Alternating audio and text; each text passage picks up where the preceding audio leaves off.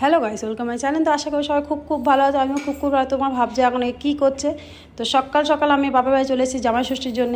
তো দেখতে হচ্ছে আমার মুখের কী অবস্থা। তারপর সবার জন্য টিফিন করার জন্য বাবা বললো, তো আমি সকালবেলা কী টিফিন করে ভেবে পাইনি। তো তারপর চলো ডিম টোস্ট করা যাক। তো ওই জন্য ডিম আর পাউরুটিতে ডিম টোস্ট করা যায়। তারপর আমার বোন চলে এসে বলছে, দেখো কত হ্যাপি আমি রান্না করছি না, খুব খুশি হয়েছে।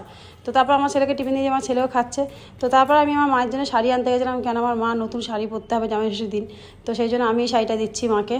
তো মা এখনও কাজের জন্য সময় পায়নি, ম্যাক্সি পরে আজকে রান্না করছে।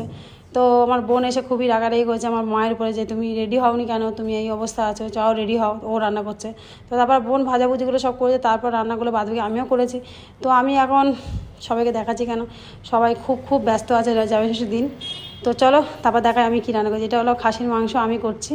তো তারপরে দেখাচ্ছি যে আমার কী অবস্থা। একটু সকাল থেকে ভিডিও করতে পারিনি বা একটু আনন্দ করতে পারিনি। সকাল সকাল এসেছি, মা রান্না করার জন্য শুরু করে দিয়েছে। তো তারপর দেখো আমার মা আমার শাড়িটা পরেছে, কত সুন্দর লাগছে দেখতে। তো তারপর আমার মা বললো, জামাই এদিকে আসে, দুই জামাই। তো দুটো জামাই ওনার, আমার দুই বোন। তো দুখানা জামাইকে নিয়ে উনি ড্রেস দিচ্ছে, যে তোমরা এই জামাগুলো পরো, যে তোমাদের সাথে জামাই ষষ্ঠী ফোঁটা করা হবে। তো ওই জন্য ফোঁটা নেবে বলে, ষষ্ঠীর ফোঁটা। তো ওই জন্য দুই জামাইকে জামা পেঁধে দেখো কত সুন্দর স্মার্ট লাগছে আমার ছেলে। চলো ভিডিও যদি ভালো লাগে লাইক করো, শেয়ার করো। টাটা বাই বাই, সবাই ভালো থেকো।